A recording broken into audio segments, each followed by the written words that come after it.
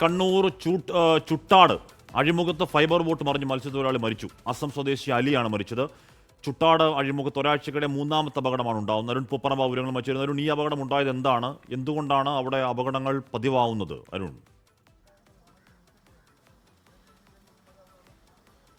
ഒരാഴ്ചക്കിടെ മൂന്നാമത്തെ അപകടമാണ് ഈ ചൂട്ടാട് അഴിമുഖത്തുണ്ടായിട്ടുള്ളത്. ഇന്നിപ്പോൾ രാവിലെ 9 മണിയോടെ നടന്ന ഉണ്ടായിട്ടുള്ള അപകടത്തിൽ ഫൈബർ ബോട്ടിൽ മത്സ്യബന്ധനത്തിന് പോയതായിരുന്നു.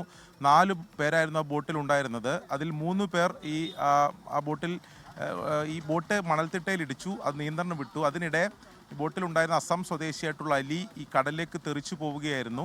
അങ്ങനെ കാണാതായി. മറ്റു 3 പേർ രക്ഷപ്പെട്ടു. ഈ അലിയെ പിന്നീട് 1 മണിക്കൂറോളം നീണ്ട തെരച്ചിലിനൊടുവിലാണ് കണ്ടെത്തിയത്. മരണം എന്തായാലും സ്ഥിരീകരിച്ചിട്ടുണ്ട്.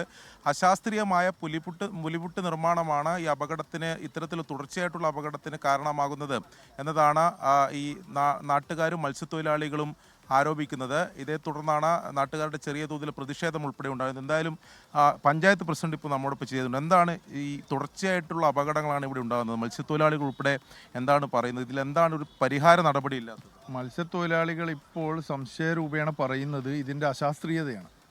കാരണം പുലിമൂട്ട് നിർമ്മാണം നടക്കുന്നതിന് മുമ്പുണ്ടായതിനേക്കാൾ ഭീകരമായ അപകടങ്ങളാണ് ഇപ്പോൾ പുലിമൂട്ട് നിർമ്മാണം തുടങ്ങിയതിന് ശേഷം ഉണ്ടായിക്കൊണ്ടിരിക്കുന്നത്. പക്ഷേ അതിൻ്റെ മറ്റൊരു വശം ഞാൻ മനസ്സിലാക്കുന്നത്, ഇതിൻ്റെ പുലിമൂട്ട് നിർമ്മാണം 2 ഭാഗത്തായിട്ട് ഒരേ സമയത്ത് നടക്കണമായിരുന്നു. പാലക്കോടും അതുപോലെ ചൂട്ടാടും. ഈ 2 ഭാഗത്തും ഒരേ സമയത്ത് നടത്തിയാൽ മാത്രമേ കൃത്യമായി അതിൻ്റെ മണൽ ഡ്രഡ്ജ് ചെയ്ത് മാറ്റാൻ സാധിക്കുള്ളൂ. ഇപ്പം മണൽ ഡ്രഡ്ജ് ചെയ്ത് ഇപ്പം നീക്കാത്തത് കൊണ്ട് തന്നെ ഒരുപാട് മണൽ അവിടെ കെട്ടിക്കിടക്കുകയാണ്. അതാണിപ്പോൾ അപകടത്തിന് കൂടുതൽ കാരണമായിട്ട് വന്നുകൊണ്ടിരിക്കുന്നത്. സ്ഥിര അപകടമാണ്. നമ്മളൊന്ന് പേടിച്ചിട്ട് പണിക്ക് പോകാണ്ടിരിക്കുന്നത്. ഇപ്പോൾ ഇത് ഇന്നായിട്ടില്ലല്ലോ. ഇപ്പോൾ ഈ പുളിമുട്ട് ഇട്ടതെല്ലാം വളരെ തെറ്റാണ്. നമ്മൾ തൊഴിലാളി കടലിൽ പോകാൻ പറ്റാത്ത ഒരു അവസ്ഥയിലല്ലേ, നമ്മളെല്ലാം പട്ടിണിയില്ല. ഇന്ന് കാലത്ത് 3 ഫൈബർ വള്ളങ്ങളാണ് മറിഞ്ഞത്. ആദ്യം ഒരു വള്ളം മറിഞ്ഞു, അതിൽ നിന്ന് എല്ലാവരും രക്ഷപ്പെട്ടു. ഭാഗ്യം കൊണ്ട് എല്ലാവരും രക്ഷപ്പെട്ടു. രണ്ടാമതൊരു വെള്ളം അപകടങ്ങളെ പറ്റി പറയാൻ അവിടെ നാട്ടുകാർ പരിഹാരം ഉണ്ടാക്കണമെന്ന് പറഞ്ഞിട്ടും ആരും ചെവിക്കൊള്ളുന്നില്ല എന്നുകൂടി പരാതി പറയുന്നു. എന്തായാലും ഒരു മത്സ്യത്തൊഴിലാളി മരിച്ചു. സങ്കടകരമാണ്. അസം സ്വദേശി അലിയാണ് അവിടെ മരിച്ചത്.